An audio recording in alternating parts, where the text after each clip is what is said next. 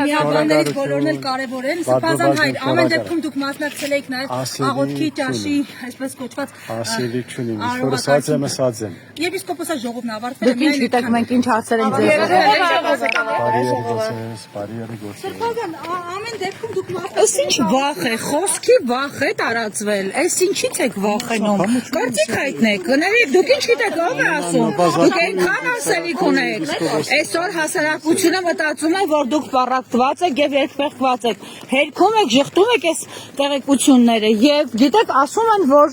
ձեր վախեցած դիրքավորումը խոսում է, որ ներսում լուրջ են խնդիրները։ Հասարակությանը պարզաբանում տվեք։ Ի վերջո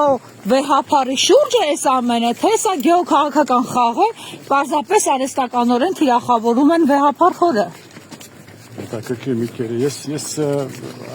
Դուք կարծում եք սա Փաշինյանի ծրագիրն է, թե իրեն պարտադրված ծրագիր է։ Ես Աստծո կհավատամ եւ կաղոթեմ ազգին եւ եկեղեցիին, խաղաղության եւ հաստատության համար։ Դուք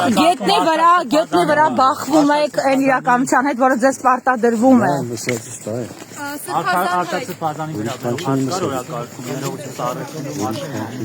Դուք ինչ եք կարծում, Արշակ Սրբազան ինչ որ տեսանյութի համար, որը դեռ քննչականում է, չկա եզրակացություն, պիտի կասեցվի նրա լիազորությունները, թե ոչ։